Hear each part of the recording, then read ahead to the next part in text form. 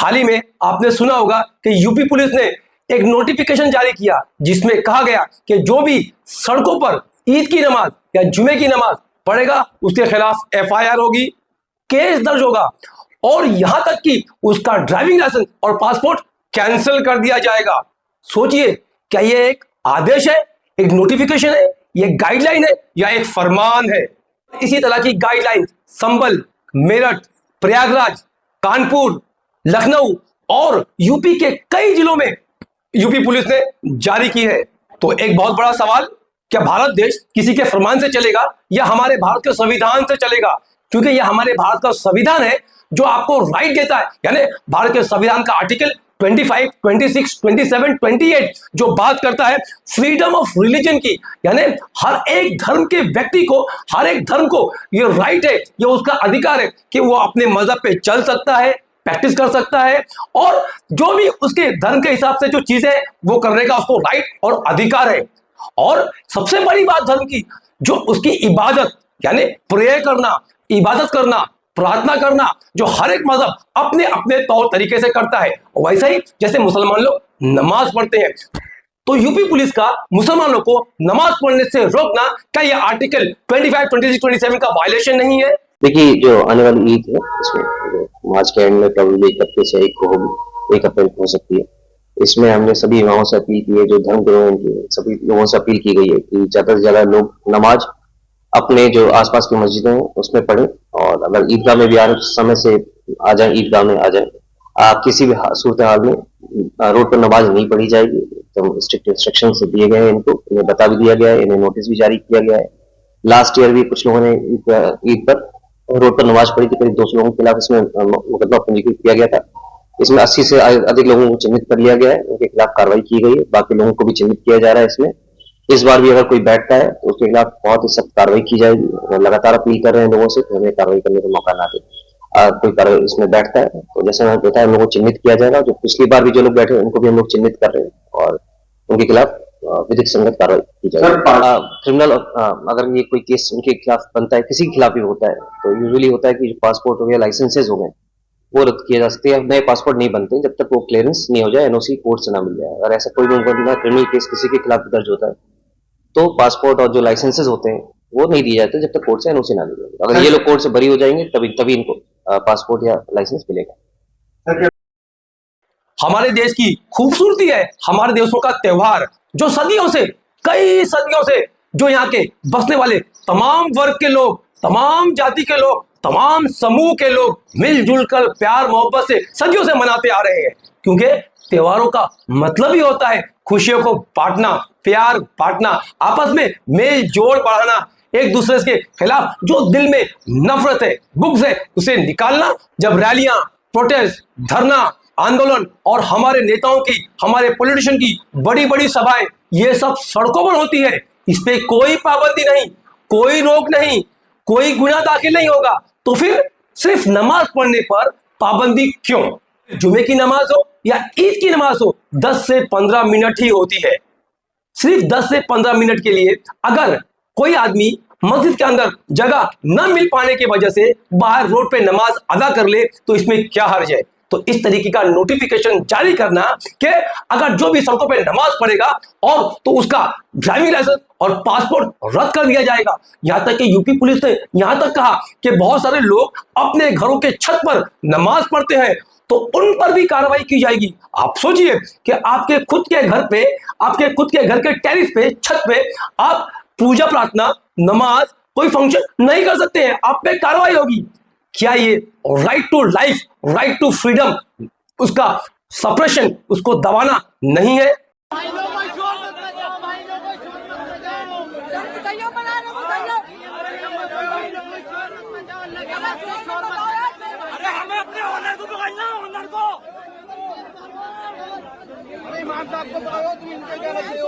मेरे भाई हम बात करने आए, लड़ने नहीं आए।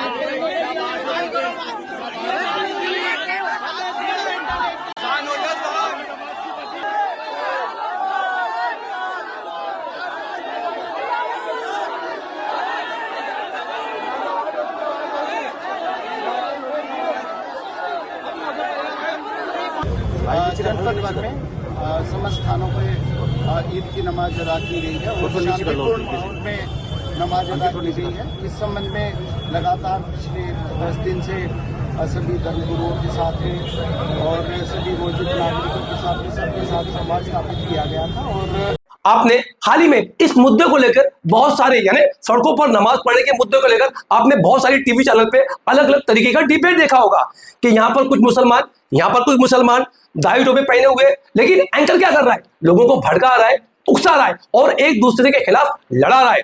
जो भी असल मुद्दा है, सड़कों पे नमाज क्यों पढ़ी जाती है, किस वजह से पढ़ी जाती है, किस मजबूरी में पढ़ी जाती है, क्या हमें पढ़ना चाहिए कि नहीं पढ़ना चाहिए, इस मुद्दे पर स्पष्ट बात कोई नहीं कर रहा है। और ना तो एंकर चाहता है कि उस पर स्पष्ट क्लेरिफिकेशन दिया जाए ताकि लोगों को जो दिमाग में, जो जनता के, समाज के लोगों में जो गलतफहमी है वो दूर हो जाए। नहीं, समाज के लोगों की गलतफहमी दूर नहीं करना है, बल्कि लोगों के दिमाग में गलतफहमी डालना है।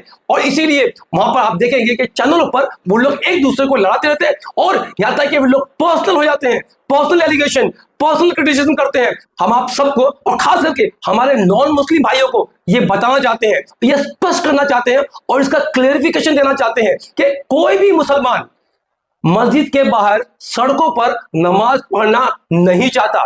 कोई भी नहीं चाहेगा कि वो सड़कों पर नमाज पढ़े, क्योंकि जो मस्जिद के हरम का हिस्सा होता है, जो मस्जिद के अंदर का हिस्सा होता है, हर एक मुसलमान वहां पर नमाज पढ़ना चाहता है। और अभी खास करके फर्स्ट सफ में, पहली सफ में, जिसे फर्स्ट रो कहा जाता है, वहां पर नमाज पढ़ना चाहता है क्योंकि वो मस्जिद का अंदर का हिस्सा है। लेकिन कुछ मुसलमान जो देर से आते हैं, लेट आते हैं और उनकी नमाज छूटने की कतार पर होती है और जब मस्जिदों में जगह नहीं रहती है, मस्जिदें भर जाती है, तो वो चाहता है कि किसी ना किसी अंदाज में, किसी ना किसी तरीके से मेरी ये 2 रकात नमाज अदा हो जाए। इसीलिए उसे जहां जगह मिलती है वो नमाज पढ़ लेता है। तो इसीलिए आदमी, जो मुसलमान मजबूरी में सड़क पर नमाज पढ़ता है, ये आप समझ लीजिए, क्योंकि जो ईद की नमाज है और जो जुमे की नमाज है उसका बदल नहीं है, वो बाद में अदा नहीं कर सकता। अगर छूट गई तो छूट गई। इसीलिए वो मुसलमान चाहता है किसी ना किसी हाल में, कहीं भी कोने में, रोड पे वो 2 रकात नमाज पढ़ लेवे ताकि उसकी ईद की नमाज या जुमे की नमाज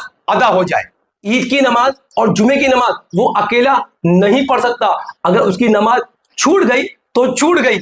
इसीलिए उसकी मजबूरी हो जाती है कि किसी भी तरह से वो 2 रकात नमाज जमात के साथ में अदा कर ले। इसीलिए मुसलमान सिर्फ और सिर्फ मजबूरी में सड़क पर नमाज पढ़ता है। जैसे कि हर दिन मुसलमानों पे 5 नमाजें फर्ज है, हर बालिग मर्द और औरत पर दिन की 5 नमाजें फर्ज है, वो उसे पढ़ना ही है। तो जब मुसलमान मस्जिद में जाता है नमाज पढ़ने के लिए, लेट हो जाता है और उसकी जमात की नमाज छूट जाती है, तो वो जो फर्ज नमाज है वो अकेले भी अदा कर सकता है, डेली की नमाज, 5 वक्त की नमाज। लेकिन जुमे की नमाज और ईद की नमाज वो अकेले नहीं पढ़ सकता है। यही इसकी मजबूरी है और उसकी नमाज, ईद की नमाज या जुमे की नमाज छूट नहीं जाए, इसीलिए मजबूरी में उसे जहां जगह मिलती है वो पढ़ लेता है। लेकिन बाय डिफॉल्ट कोई भी मुसलमान सड़कों पर नमाज पढ़ना नहीं चाहता। इसीलिए हम चाहते हैं कि खास करके हमारे नॉन मुस्लिम भाइयों में जो एक गलतफहमी फैलाई जा रही है कि ये मुसलमान सड़कों पर नमाज पढ़ता है, इसको सड़कों पर अतिक्रमण करना है, इसको लोगों को परेशान करना है, इसको ट्रैफिक जाम करना है, इसको रोड ब्लॉक करना है, ये सरासर बहतान है, इल्जाम है, ये गलत है। क्योंकि कोई भी मुसलमान मस्जिद के अंदर नमाज पढ़ना चाहता है, लेकिन मस्जिद के अंदर जगह न मिल पाने के कारण मजबूरी में वो सड़क पर नमाज पढ़ता है। This is reality, this is fact. और ये सिर्फ वैसा ही है, मिसाल के तौर पर हमारे हिंदू भाइयों का त्यौहार है और हमारे हिंदू भाइयों को मंदिर जाना है पूजा प्रार्थना करने के लिए, दर्शन लेने के लिए, और उस दिन त्यौहार है तो सभी लोग निकलते हैं पूजा करने के लिए, प्रार्थना करने के लिए, भगवान का दर्शन लेने के लिए। लेकिन सोचिए, जब वो पहुंचते हैं तो देखते हैं कि मंदिर में गर्दी हो गई है, भीड़ हो गई है, मंदिर का अंदर का परिसर, बाहर का परिसर, यहां तक कि फिर लोग रोड पर खड़े होते हैं, लंबी लंबी कतारें लग जाती हैं। क्योंकि जो बाहर कतार में खड़ा है, क्या उसे शौक है वहां खड़े रहने का? नहीं, वो जो हिंदू भाई जो दर्शन के लिए, जो भगवान के दर्शन के लिए बाहर खड़ा है, वो चाहता है कि वो कब अंदर पहुंच जाए और करीब से जाकर भगवान का दर्शन ले ले, भगवान के सामने जाए, आरती करे। होता है ना ये? तो जो हिंदू भाई बाहर सड़कों पर खड़ा है, उसे कोई शौक नहीं है बाहर सड़क पर खड़े होकर पूजा प्रार्थना करने का। उसे तो उसके दिल में उमंग है, उत्साह है और एक चाह है कि कब वो अपने भगवान के पास पहुंच जाए और अंदर जाके उसका दर्शन कर ले। बस ये सिंपल ऐसा ही है कि कोई भी मुसलमान सड़कों पर नमाज पढ़ना नहीं चाहता है, लेकिन लेट आने के कारण, देरी से आने के कारण मस्जिदें फुल हो जाती है, मस्जिदों में जगह नहीं रहती है, मस्जिद का अंदर का परिसर, मस्जिद का बाहर का परिसर भर जाता है। और खास करके जुमे की नमाज में, ईद की नमाज में तो भीड़ होती है, कुछ लोग लेट हो जाते हैं और उन्हें मस्जिद के अंदर हिस्से में या बाहर के हिस्से में जगह नहीं मिल पाती है, इसीलिए वो 2 रकात नमाज जहां जगह मिलती है वहां पढ़ लेते हैं। नमाज एक इबादत है, तो क्या यूपी पुलिस का यह नोटिफिकेशन कि जो भी सड़कों पर नमाज पढ़ेगा उसका ड्राइविंग लाइसेंस, पासपोर्ट कैंसिल कर दिया जाएगा, उसके खिलाफ एफआईआर होगी, उसके खिलाफ केस दर्ज किया जाएगा, तो क्या ये उनका right to freedom of religion का वायलेशन नहीं है? तो ये क्या ये उस पर जुल्म नहीं है? हमारे कुछ नॉन मुस्लिम भाइयों और बहनों का ये वीडियो आप सुन लीजिए कि जो इस देश से प्यार करते हैं, देश की एकता से प्यार करते हैं, जो मिलजुल कर सदियों से प्यार मोहब्बत से रहते आ रहे हैं और उन्हें रहना है, वो देश की उन्नति और तरक्की के बारे में सोचते हैं, ऐसे लोगों का इस यूपी पुलिस के नोटिफिकेशन को लेकर क्या कहना है वो भी आप सुन लीजिए। फालतू की बातें हैं ये सब, कोई जरूरत नहीं है। दशकों से ये सब होता आ रहा है। भारत का पुराना इतिहास रहा है जहाँ पे हर धर्म से आने वाले लोगों ने भाईचारे के तहत अपने अपने धर्म का विस्तार करते हुए बहुत ही सहज तरीके से जीवन व्यापन किया है। ऐसे में कौन कहाँ पे नमाज पढ़ेगा, तो नवरात्रों में दुकानें खुलेंगी, बंद होंगी, ये सब फालतू की बातें हैं। कोई इस पे चर्चा की जरूरत नहीं है, गुंजाइश भी नहीं है। देखते हैं कि किसकी औकात है जो ईद की नमाज अगर मुसलमान रोड पे पढ़ेंगे तो किसकी औकात है जो नमाज पढ़ने से रोक देगा। चिराग पासवान जी का स्टेटमेंट सुने ना जी, ये आज से हो रहा है, इतना दिन से दिक्कत नहीं हो रहा था। आज ही तो 4 अंधभक्त अपने आप को धर्म का ठेकेदार समझ लिया है तो दिक्कत होने लगा है। धर्म का ठेकेदार 4 अंधभक्त अपने आप को मान लिया है, इन लोग को दिक्कत होने लगा है। बात है, अगर सड़कों पे नमाज पढ़ना गलत है उनका, तो हमारा भी सड़कों पे भीड़ लगाना गलत है।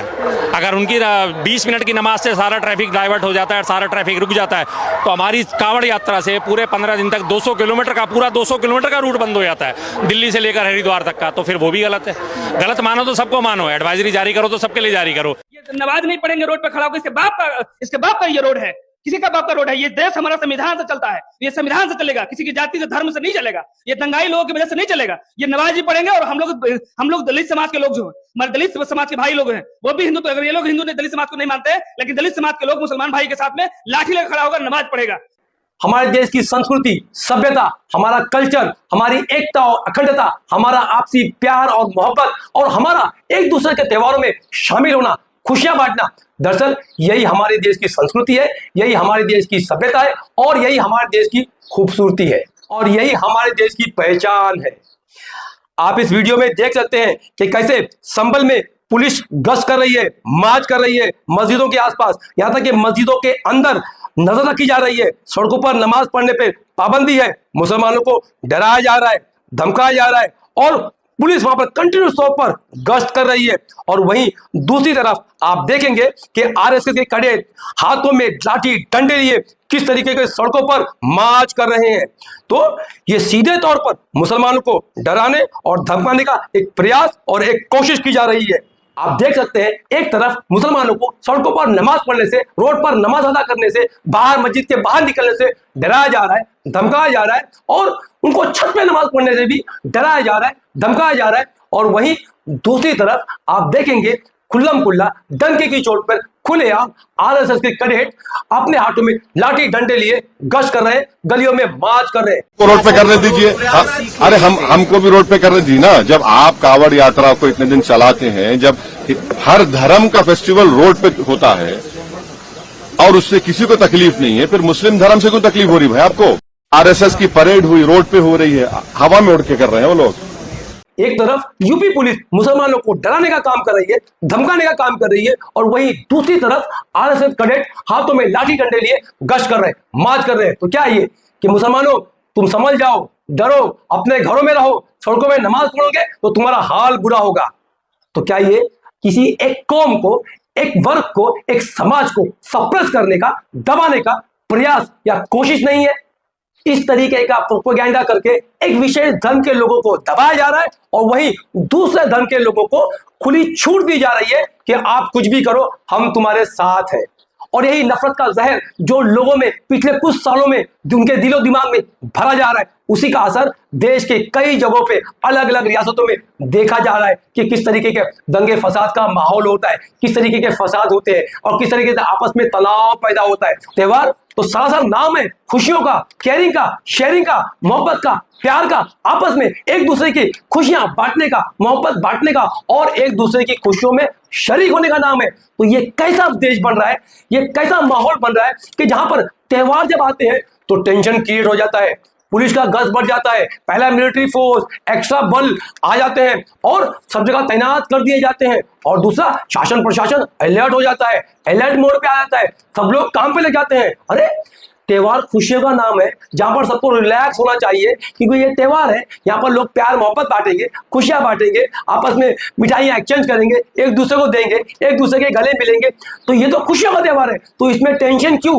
नहीं? आप समझिए क्या हो रहा है कि देश के अंदर टेंशन का माहौल क्रिएट किया जा रहा है, डिवाइड किया जा रहा है, एक समाज को दूसरे समाज के खिलाफ भड़काया जा रहा है, एक समाज को दूसरे समाज के खिलाफ नफरत डाली जा रही है, एक समाज को दूसरे समाज के खिलाफ उकसाया जा रहा है ताकि ये लोग आपस में लड़ते रहे और ये पॉलिटिशियन लोग अपनी राजनीतिक रोटियां सेकते रहे और सत्ता में बने रहे। तो अपने आप को सत्ता में बने रहने के लिए लोगों के दिमाग में नफरत का जहर घोला जा रहा है और यही नफरत का जहर का असर हमें महाराष्ट्र में दिखाई दिया। महाराष्ट्र के बीड जिले में जब हमने देखा कि वहां पर एक मस्जिद में ब्लास्ट होता है, बॉम्ब ब्लास्ट होता है और वहां के स्थानीय लोग जो मुसलमान थे वो फौरन जाते हैं, वहां के थाने जाकर रिपोर्ट दर्ज करते हैं। जब पुलिस तहकीकात करती है तो दो लोगों का नाम सामने आता है, एक का नाम विजय, दूसरे का नाम श्री राम। तो सोचिए एक विशेष धर्म से आए हुए लोग मस्जिदों में बॉम्ब ब्लास्ट करते हैं, मस्जिदों का एक हिस्सा ध्वस्त हो जाता है और सोचिए क्षतिग्रस्त हो जाता है और इतना बड़ा कांड महाराष्ट्र में होता है। ये क्यों हो रहा है? क्योंकि जो नफरत का जहर पिछले कुछ सालों में घोला जा रहा है, खास करके हमारे हिंदू भाइयों के दिमाग में, उसमें से कुछ लोग जो इसका शिकार हो जाते हैं, उसी का असर ये तमाम चीजें जो हमने भीड़ में देखी है और जो हमने अभी पिछले कुछ महीनों में नागपुर में हिंसा देखी, वो भी इसकी एक कड़ी है। कि उसकी जानकारी मिली है, किसने किया है ये भी जानकारी मिली है, उसकी बाकी जानकारी वहाँ के जो एसपी है वो प्रेस लेकर देंगे। सोचिए मस्जिदों या मंदिरों या और कोई इबादत की जगह हो, ऐसी जगहों पर ब्लास्ट करना, बॉम्ब ब्लास्ट करना, मस्जिदों को उड़ाने की कोशिश करना, ऐसा कौन कर सकता है? ऐसे लोगों की मानसिकता क्या होगी, किस मानसिकता के लोग होंगे और इनके अंदर, इनके दिलो दिमाग पे किस तरीके का गोबर और नफरत का जहर भरा होगा, आप इमेजिन कीजिए। ऐसे सड़े हुए मानसिकता के लोगों को किसी धर्म विषय से कंपेयर करना, किसी धर्म विषय से जोड़ना, यह धर्म का अपमान, उस जाति और उस मजहब का अपमान होगा। इसीलिए मैं इन्हें सिर्फ और सिर्फ टेररिस्ट कहूंगा, इनको किसी धर्म से नहीं जोड़ूंगा। ऐसे लोग उस सड़े हुए सिस्टम का शिकार है जिन्हें देश से और देश की तरक्की से कोई लेना देना नहीं। उन्हें सिर्फ और सिर्फ अपने ईगो और अपनी मैं और अपने अंदर की गंदगी निकालना है। ये जब अपने धर्म के नहीं हो सकते तो ये देश के क्या होंगे? उम्मीद करता हूं कि हमारा वीडियो आपको पसंद आएगा। अगर हमारा वीडियो आपको पसंद आता है तो ज्यादा से ज्यादा लोग तक शेयर करें, लाइक करें और हमारे चैनल वली मीडिया ऑफिशियल को सब्सक्राइब करें और हो सके तो ज्यादा से ज्यादा लोगों तक शेयर करें। Thank you very much for listening.